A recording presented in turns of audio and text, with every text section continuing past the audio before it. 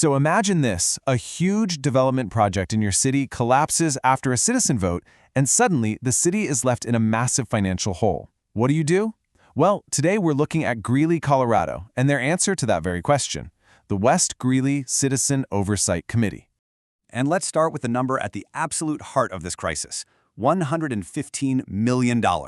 That's the amount of debt the city of Greeley is suddenly facing, all because this project got stopped dead in its tracks. So you're probably asking, how did they get here? Well, this staggering debt is the direct fallout from a massive billion-dollar development plan that was halted by a citizen-led vote. And that created a really deep and complex crisis for the entire city. When public trust is shattered and the financial stakes are this high, how does a community even begin to pick up the pieces? How do you find a path forward? That is the central question Greeley is trying to answer right now.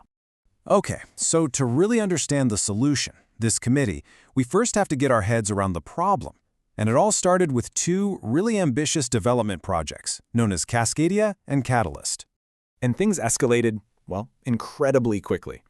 In May of 2025, the City Council gives the green light to this huge financing plan. By September, they approve the zoning for it, but just 1 month later, a citizen group calling themselves Greeley Demands Better drops off nearly 14,000 signatures to fight it. This all leads to a special election in February 2026, where voters just decisively repeal the zoning. And bam, just like that, the project as planned is dead, and almost immediately the developer turns around and sues the city. This wasn't just some simple disagreement. This was a fundamental clash of two different visions for the city. On one side, you had proponents saying this would mean more jobs, new revenue, and would really put Greeley on the map. But on the other side, opponents saw a massive financial gamble, a process with not enough voter input, and, crucially, a very real risk to the city's own buildings. And this quote from Ron DeSalis, one of the co-chairs of that citizens group, it just perfectly captures the feeling that was driving the opposition. It was all about, hey, no more blank checks, and a real demand for public control over the city's future. Now, at the center of this whole controversy was this kind of complex financial thing called Certificates of Participation, or COPs for short.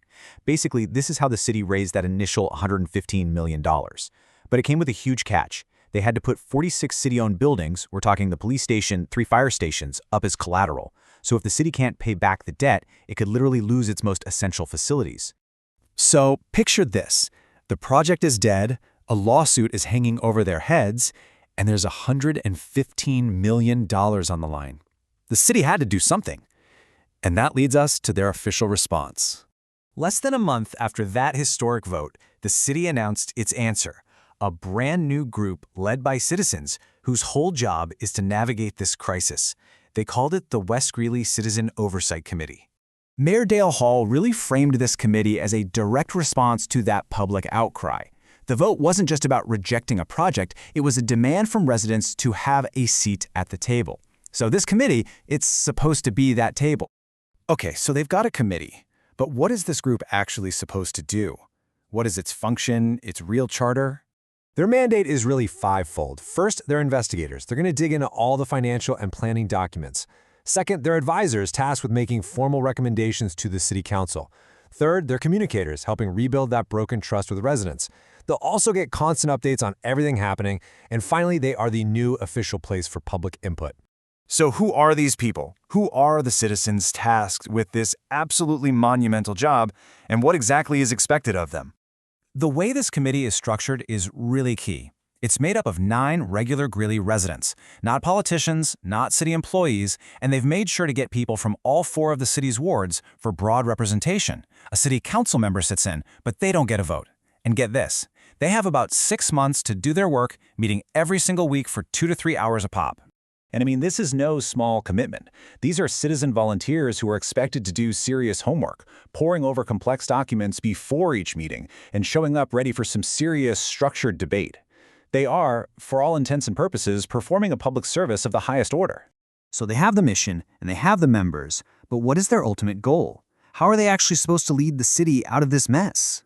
Well, their objective has been given a name that sounds like it's straight out of a crisis management textbook: managed de-escalation and pivot. Really, all that means is that there's no single magic solution here. It's about a careful, step-by-step strategy to untangle this whole thing.